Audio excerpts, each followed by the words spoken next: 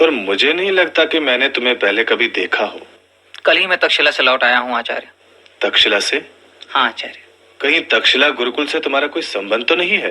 तक्षशिला गुरुकुल में मैं राजनीति शास्त्र का अध्यापक था, पर मातृभूमि मेरी पाटलिपुत्र ही है।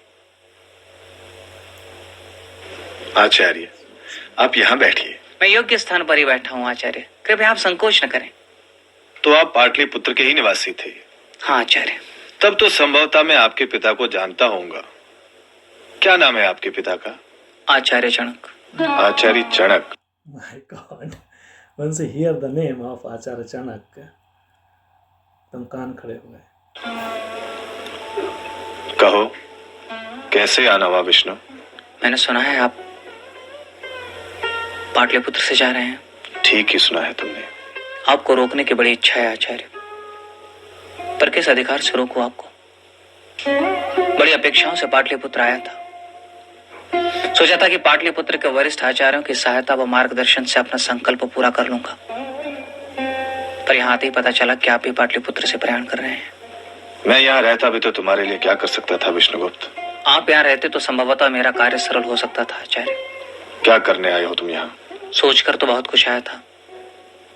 सोचा था कि पाटलिपुत्र जाकर पाटलिपुत्र के वरिष्ठ आचार्यों के मार्गदर्शन में पृथ्वी की प्राप्ति व उसके रक्षा के लिए पुरातन आचार्यों ने जितने भी अर्थशास्त्र विषय ग्रंथों की रचना की है, उसका सार संकलन प्रस्तुत करने का प्रयास करूंगा, पर अब वह संकल्प पूर्ण करना भी कठिन जान पड़ता है। तुम्हारा संकल्प पूर्ण हो भी गया तो उससे क्या होगा विष्णुगुप्त? एक ग्रंथ की रचना तो हो जाएगी, पर उसका पालन करेगा कौन? किसे यहाँ शास्त्रों की परवाह है जो शास्त्रों का सम्मान करे? जहां परंपराओं का कोई मूल्य नहीं, वहां तुम पुरातन आचार्यों के विचारों से अवगत कराने के लिए एक ग्रंथ का निर्माण करना चाहते हो। क्यों तुम व्यर्थ में श्रम करना चाहते हो? आचार्य, मैं जानता हूं कि अंधकार का साम्राज्य बहुत बड़ा है। शास्त्रों सूर्यों का तेज उसे नष्ट करने में असमर्थ होता है, फिर भी एक सामान्य सा दीपक अंधेरे से बुझते दम तक जूझता रहता है, इसलिए कि वही उसका धर्म है। मैं जानता हूं कि पाटलिपुत्र में अब शास्त्रों का अपमान होता है, पर शास्त्रों की रक्षा करने का दायित्व किसका है?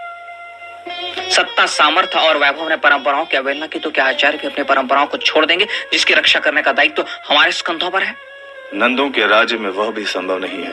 क्षमा करें आचार्य, पर क्या नंदों का राज्य अमर है? यदि समस्या का कारण नंद है तो क्या नंदों के पश्चात भी समस्या अपरिवर्तनीय रहेगी? और यदि चुनौती परिस्थिति जन्य परिवर्तनों ने दी है तो क्या उसका उत्तर पाटलिपुत्र से प्रयाण हो सकता है? संभव है कि उन्हें आपके शास्त्रों में आस्था ना हो, इससे आपकी अपने शास्त्रों के प्रति आस्था विचलित क्यों हो रही है? यदि प्रमाणित करना चाहते हैं आप अपने ही शास्त्रों की श्रेष्ठता, तो आपको अपने शास्त्रों के अनुसार जीकर दिखाना होगा। समय के आघात का उत्तर समय के द्वारा ही दिया जा सकता है आचार्य। फिर आप इतने हताश क्यों हैं? क्या तुम मुझे समझाने का प्रयत्न कर रहे हो? मैं तो आपके पास मार्गदर्शन की अपेक्षा से आया हूं आचार्य, और अपने स्वार्थ के लिए आपको रोकने का प्रयत्न कर रहा हूं। आचार्य कहेंगे तो मैं चला जाऊंगा, पर इतना अवश्य कहना चाहूंगा कि भाई यदि बल से हो तो निर्बल अपने शास्त्रों की रक्षा नहीं कर पाएगा, और इसके लिए प्रयाण की नहीं पराक्रम की आवश्यकता है। और यदि चुनौती समय ने दी हो तो शास्त्रों ने ही कहा है कि शास्त्र कभी काल बाह्य नहीं होता। दोनों ही स्थितियों में परीक्षा हमारी है आचार्य। हमें शास्त्रों को आधार देना है तो फिर स्थितियों से पलायन कैसा? क्षमा करें आचार्य, पर अपने विश्वास को दृढ़ करने की भावना से ही कह रहा हूं कि शिक्षक किसी भी युग में रणभूमि से भागा नहीं है, फिर पाटलिपुत्र से प्रयाण कैसा? और शास्त्रों की विजय शिक्षक के पाटलिपुत्र से प्रयाण करने में नहीं है आचार्य। शिक्षक का गौरव तो तब बढ़ेगा जब वह एक छत्र के नीचे संगठित होगा और विजयी होगा। वह एक बार संगठित तो हो, फिर वही राम परशुराम होगा।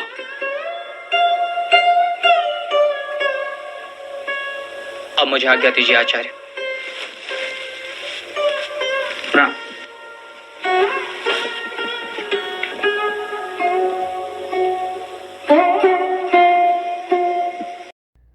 बहुत बेहतरीन एक्टिंग की द्विवेदी जी ने। जैसा कि हम सभी चाणक्य के बारे में जानते हैं, चाणक्य जो एक बार डिसाइड कर लेते थे उसको जब तक पूरा नहीं करते थे तब तक छोड़ते नहीं थे। यही दृढ़ इच्छा शक्ति इस वीडियो में भी दिखाई दी कि जो मन में ठान लिया।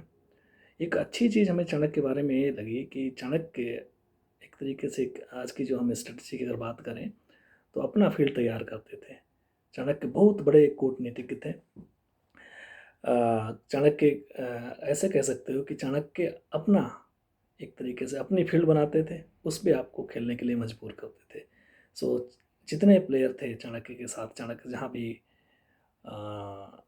जो भी लक्ष्य लेके चलते थे, किसी को पता ही नहीं चलता था कि चाणक्य के मन में क्या चल रहा है।